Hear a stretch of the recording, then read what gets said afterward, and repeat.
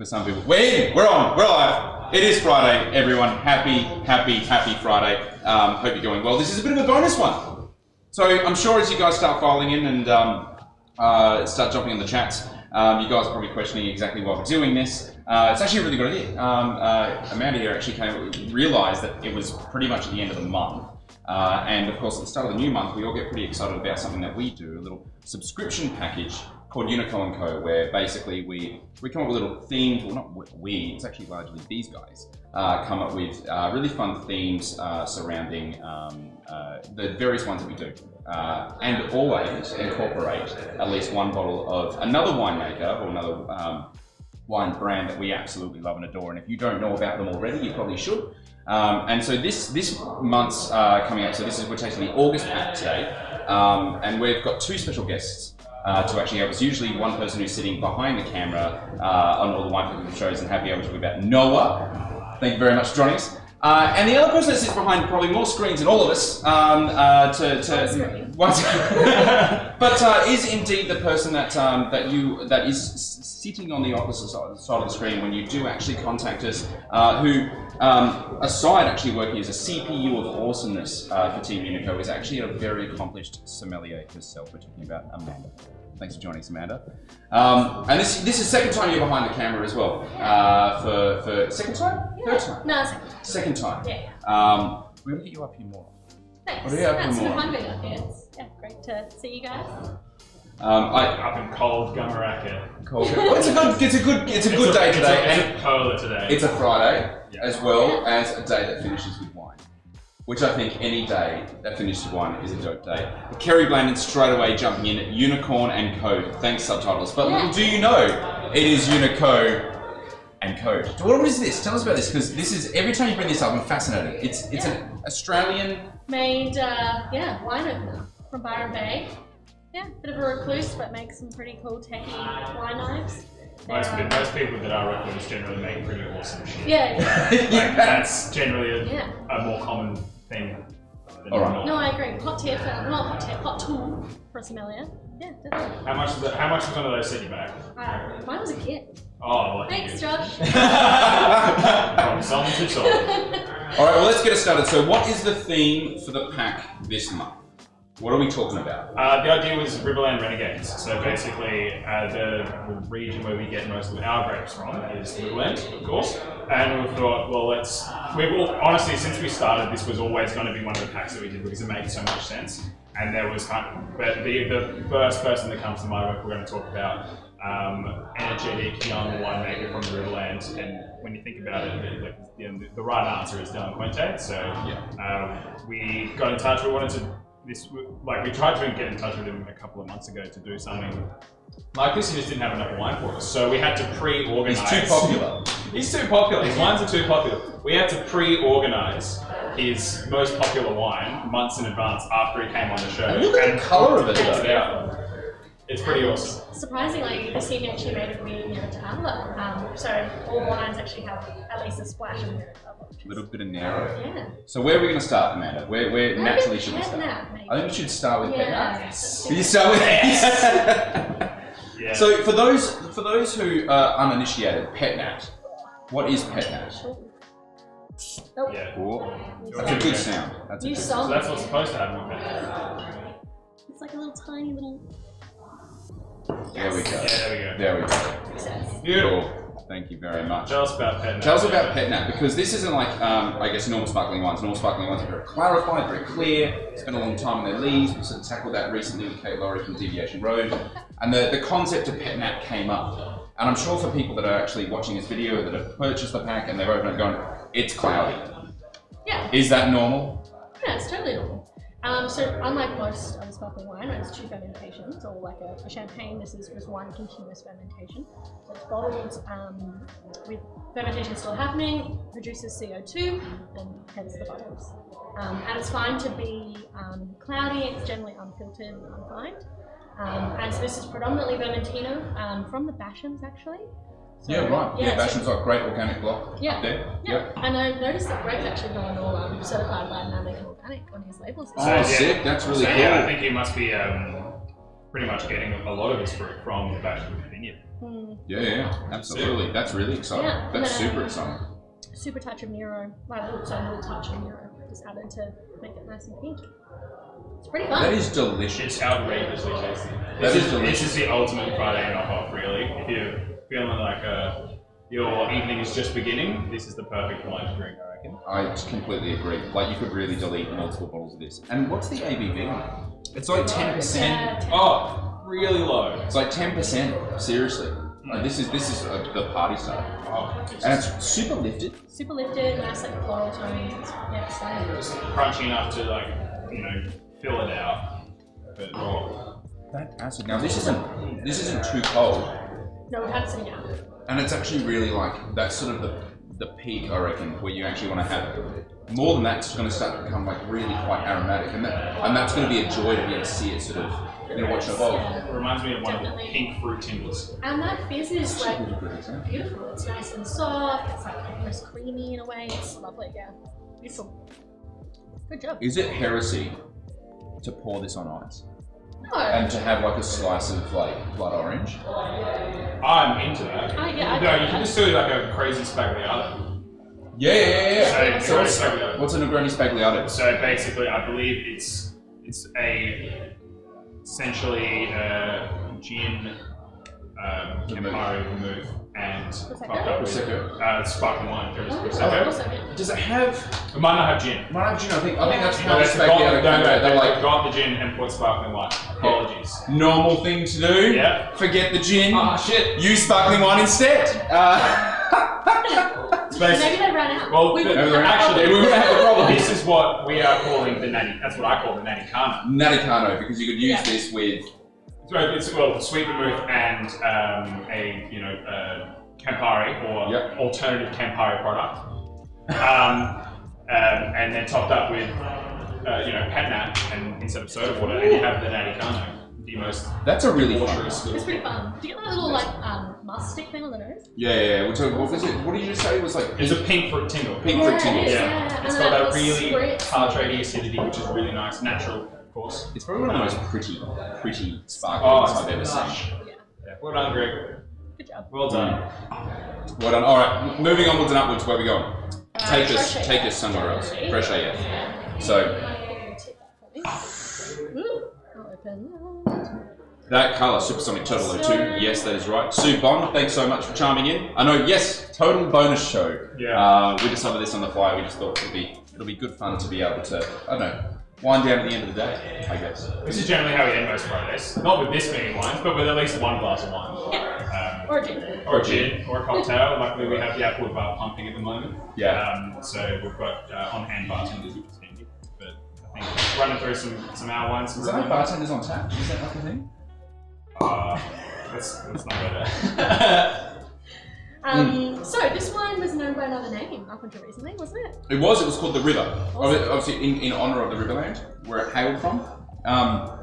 Although it was one of those things. It kind of scared people. I think a lot is that they bought this thing from the Riverland. And Riverland always has these connotations of being a very warm place, very dry place. And a lot of people think with red wine they associate warm and dry with big and rich. In this country, anyway.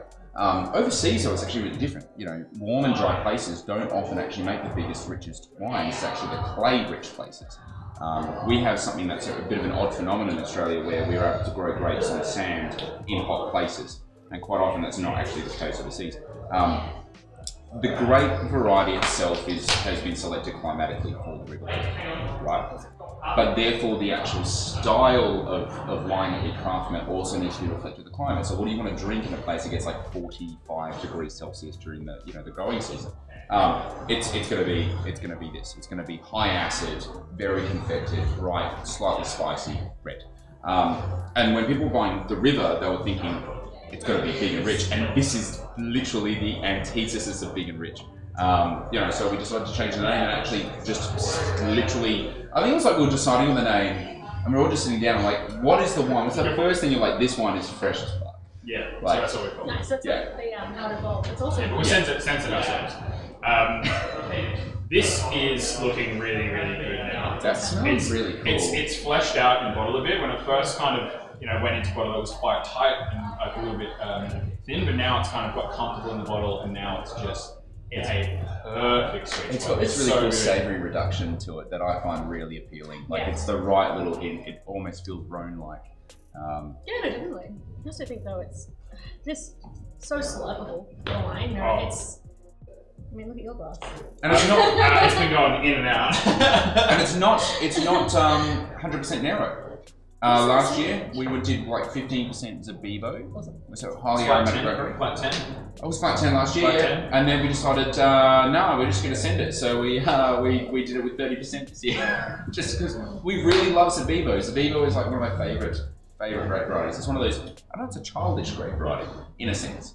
You smell it, you taste it, and it's all those flavors as a kid that you're just so nostalgic about. It's just like I love that. Yeah, it's all those like kind of summer fruits, like in a glass right there. It's cherries, it's ripe plum, it's like ripe like nectarines and stuff like that. It's just like it's ultimate summer fruit salad. Do you remember those like little purple pastilles? Like, Yeah, on point. Yeah. So good. But still like enough structure there to just like make you just want to go, can I have some more, please? This is cumin spice there that I'm really digging. That reduction is just super fun. Yeah, I think that's the thing that comes along with narrow a lot. It just makes it like just that little bit more pleasing. That's good. Interesting. Could go with some really cool salumis. Start off salumi. with something, I reckon. Something a little bit fatty. You want something fatty? I don't want food, I just want to drink this.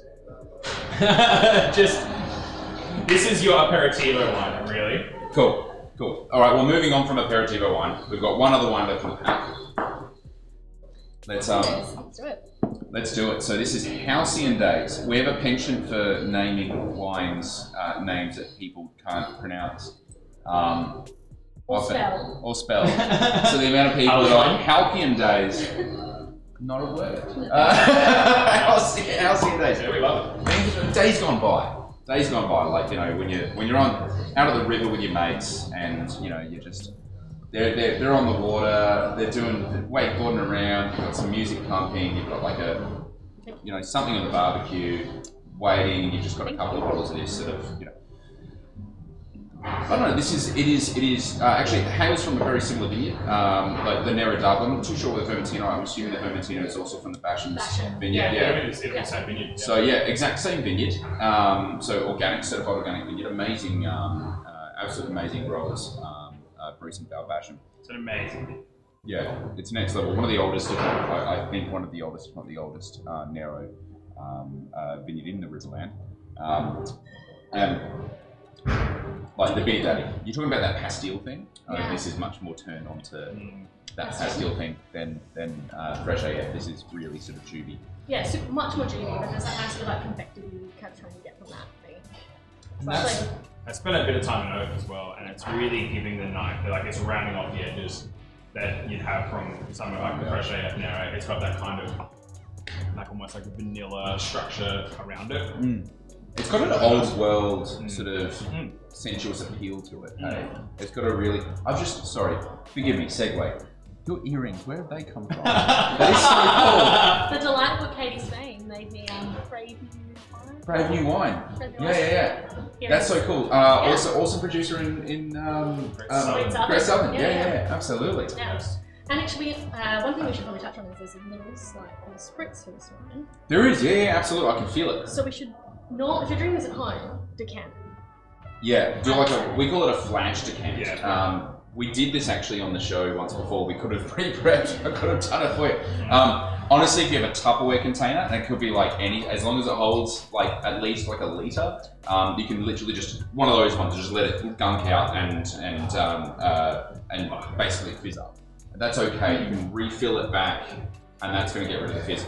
I really, really, really like the spritz in this. I like it too. It lightens it up, and then it just makes it more. I reckon it's a nice like a bit of energy to keep it all together, to keep it exciting. It's almost like tension. It's like nervous tension with that little bit of spritz. Yeah, and it's not too bad. I've had more wines. You like gotta look this. for it. Yeah, you gotta really look for it. I've had wines in the past that have a lot more in it. Like this, generally, I'm someone who likes that kind of energy and that kind of excitement of having like that. That's really intriguing. It's fun, But this one's nice and soft, and it kind of really works with the texture of the wine, I reckon. It's got a fun grit. Oh. It's got fun, and that's from. It's not from an organic vineyard. No, yes, No, that's that's organic vineyard. Yeah. Well, maybe Dylan Printer here is just taking advantage of the spritz a little bit more. Maybe. I like that spritz. Maybe more of it. More of it. More. Way to get encapsulated. That's and look, I think it's looking really tidy at the moment. Yeah, I agree. And Halcyon Days has always been like the softer of the three. Yeah. You know, of the Mallee Gambit and Pipe Dream that we do. This is my favourite red that we do. Absolutely. Yeah, I it's agree. So good. It's been a crowd favourite for the last couple of years. Yeah. Like hands. That cuminy spice that you're talking about in the fresh air kind of is just a little bit more elevated on this, I reckon. It really just, again, rounds out those edges of that kind of really nice, like, juby, punchy drive. This is, Yeah, that's so awesome. So two reds and a reddy pinky. A pinkified white wine. Pinkified white wine. Yeah. All with a little bit of Nero. Yeah. All from the Riverland. Or lots of Nero, we don't know. I mean, we have lots of Nero and a little bit of Nero. And perfect drinking, I think, as we start to warm up. Yeah. On a day like today, I want to drink all of this. Just that. These are like springtime reds. Like these are easily, they're those reds that you would want to. I mean, where would you liken these things to? If you were like into this pack and you wanted to like just slurp up a bunch more, wines in the same sort of field, what other grape varieties or wines would you be jumping towards that sit in the same sphere as this? Well, so all these wines are quite medium bodied. So looking at something like Sangiovese, definitely. Yeah. Some Sven Jockey. Yeah. Fantastic. Delicious. Absolutely. Monty. Monty's good. Good fun Monty. Gamay. Also, Gamay, definitely. Gamay is probably one of those really good Beaujolais. Cousins, I guess, to taste-wise to Nero. Yeah. I guess it can be like bright, lifted, and juicy, but it can be quite serious and structured as well, which is good. Even I hate to say it, but Adelaide little Syrah. Yeah. Like bright, lifted. Like a Murdoch Hill sort of vibe. Yeah. Love that. Landau. Makes good wine. Yeah. So Absolutely. Something a little bit, just blue-fruited and fun. But I mean, the great thing about it, if you're loving this, Petnat season's around the corner, so just hang Oh, tight. Well, that's it. Yeah. Well, because Petnats, you got to remember how Petnats typically are made. Winemakers will bottle them actually as a part of primary fermentation. That has just, our vintage when we're harvesting grapes and going through primary fermentation will typically happen every year around about March, April way. And then it goes to sleep into winter. And we've had a pretty cold winter actually. Pretty cold, pretty wet. Yeah, pretty cold, pretty wet. It's dragging on. It's isolation. No, I think A little bit. could definitely say goodbye to winter at the moment. But when it starts to warm up, that's when action starts to happen inside the bottle again, and we start to get this sort of fizz, and that's the reason why this is looking at. It's got that chrysanthemum. I assume it's probably going to get a little bit more so. Or might not. Or it might not. We just don't know. That's the joy of Petnat. In fact, if you're a serious Petnat drinker and you're like vibing on it hardcore, the advice that was always given to me, because these aren't very expensive wines, they really don't cost you an arm and a leg. It is worth getting like a 6-pack to a dozen. Because especially as you drink them all through, we're very lucky in Australia where December for us, we have a hot Christmas. We have a sunny Christmas. Not everywhere in the world, the vast bulk of people don't have sunny Christmases. And so we're drinking, the sparkling beverages, during one of the most popular holiday periods. So you can grab yourself a 6-pack, grab yourself a 12-pack and actually sort of drink them as they all go through different stages of development because Petnat is a living wine. It's constantly changing.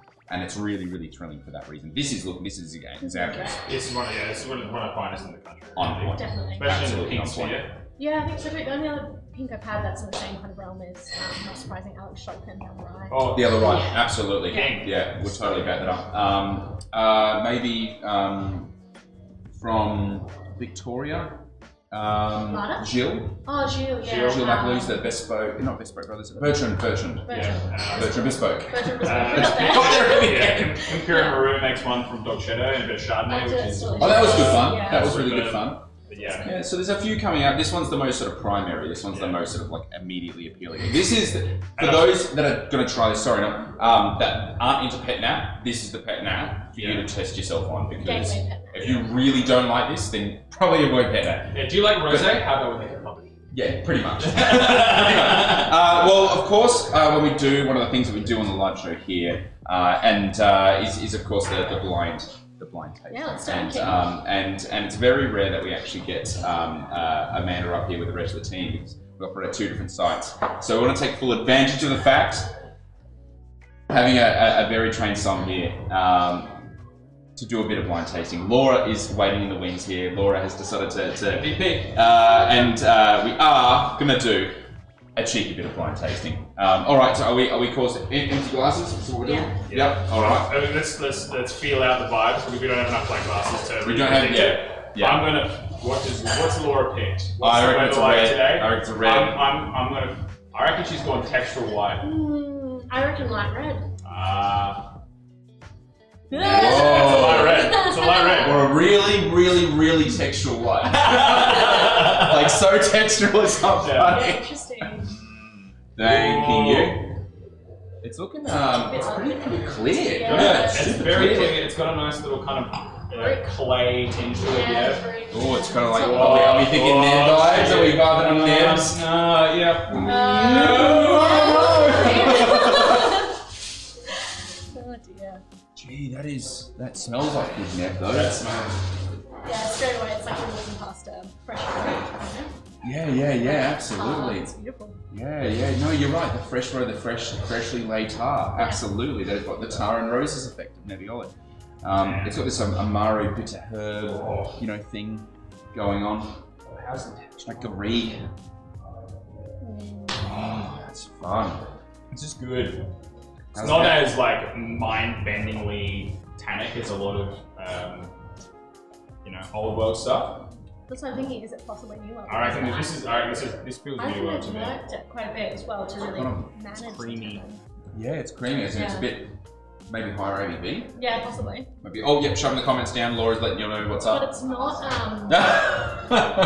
as much as it's higher ABV. I don't think it's actually quite hot. No, I don't think it's hot. I think it's just got this sort of really well sort of checked out.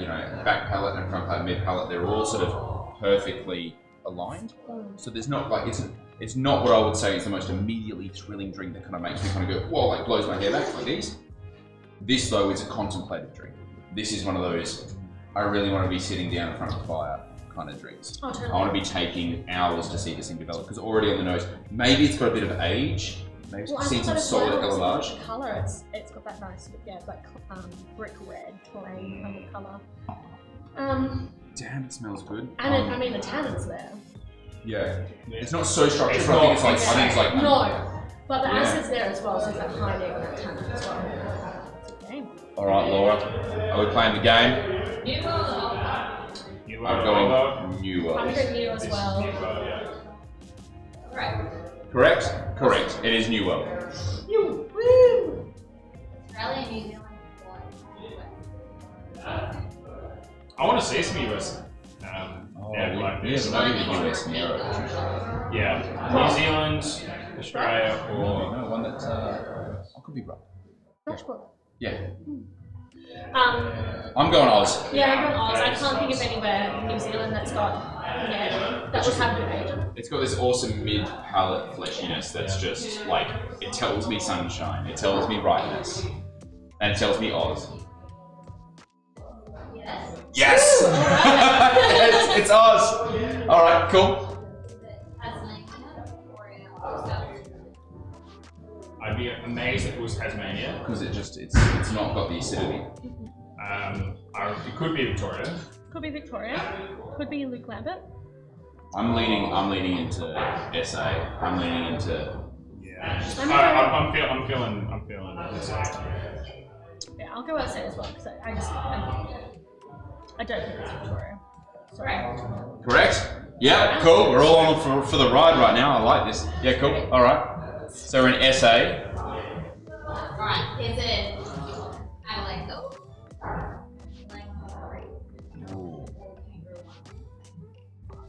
I'm gonna add like. Show me the Kangaroo Island neb or varieties like this, and I want it all. It'd be great. I would love to see it.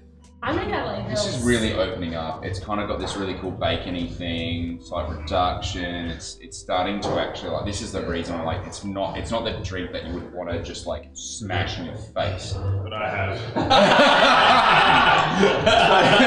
But it's definitely a drink I want to sit down like. This is. There's been some really sort of careful consideration go into this. So I'm pretty amazed at this, to be honest. The options were Langhorne.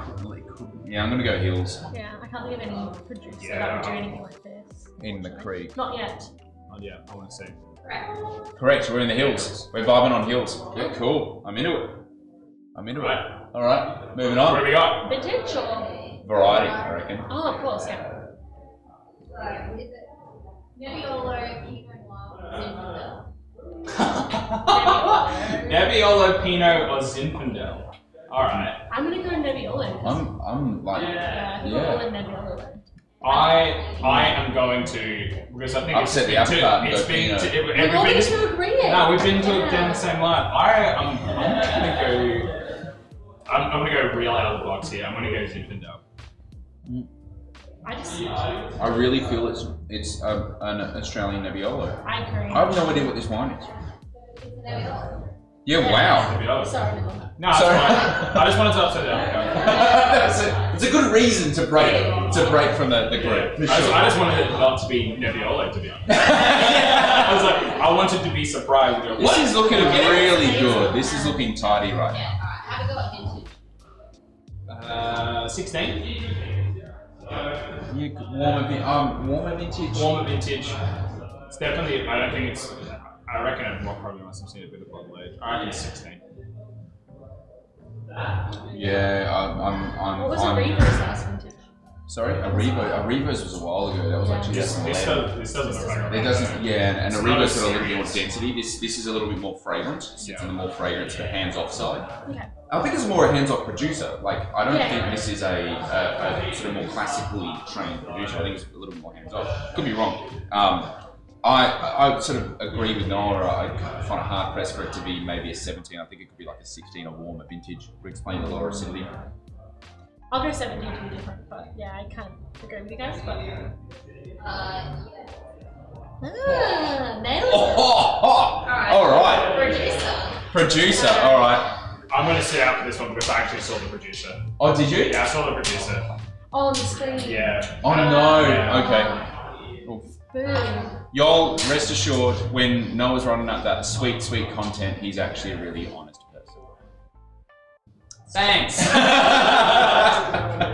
That's nice. Okay. So then you would have known all these things. Because you Not necessarily. Not necessarily. They could have done. I don't know. Yeah, they could have done different regions in South Australia. Could have Yeah, done true. all different things. Alright, what are the producers?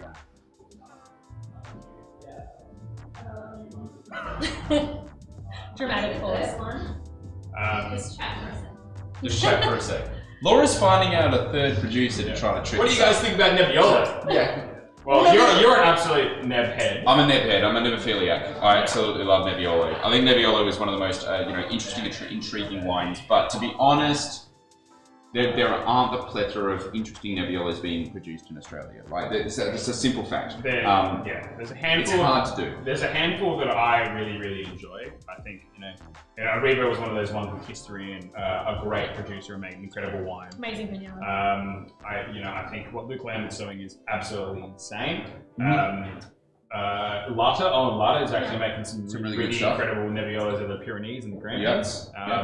Who's that doctor guy from Victoria? Well, there's Giaconda, there's Rick Kinsbrenner. No, He's no, doing some no, good that's stuff. too wide. Same thing now as Fletcher. Fletcher. There's Fletcher, and Dave there's Fletcher. another one. So there is a few. I mean, your Essie Pennell also local, Yeah, of course. doing an amazing job.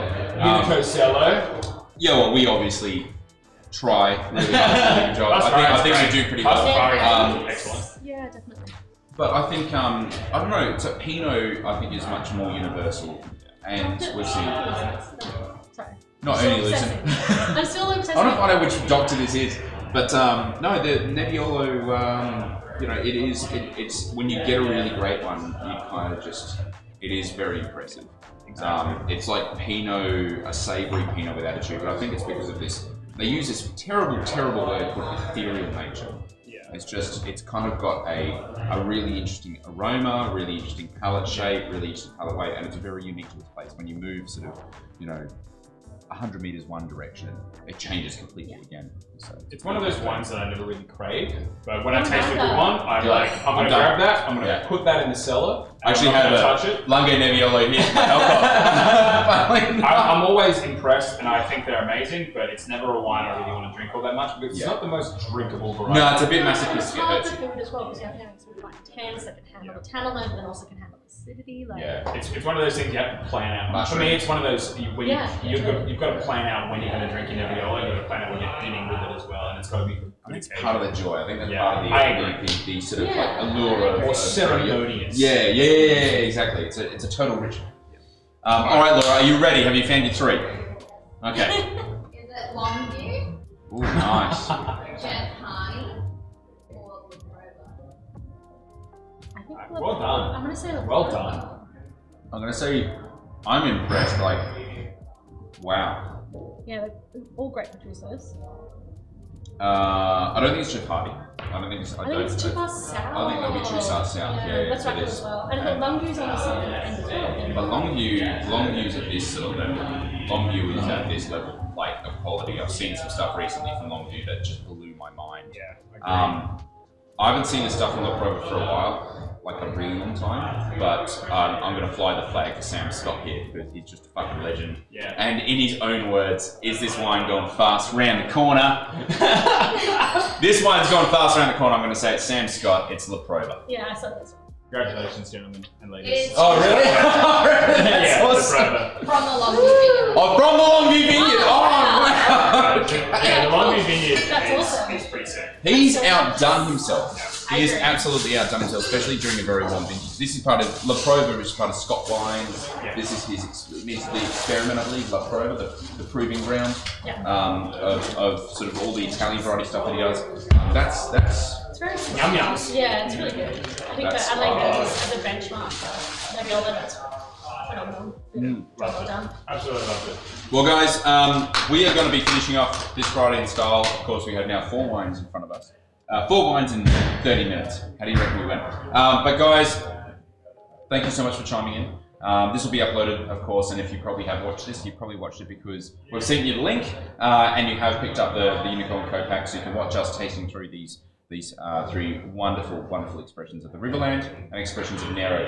And for those who might be interested in planning a bit of a trip out here, you will notice also on the card that we sent out, we've got up a cheeky itinerary. Yeah, you've got a few camping spots, pubs, breweries, and of course the Balmoral Bakery. The Balmoral Bakery. No, is it Wakery Bakery? That's the Balmoral The Balmoral Bakery. The Wakery Bakery is better for alliteration, but the Balmoral Bakery. The quality. Apparently the best vanilla slice in the Southern Hemisphere. Pretty unarguable on that one. Amanda, thank you very much for joining us. So it's been fun. Very, very exciting stuff. Noah, thank you very much for joining us. You're every 2 days a week.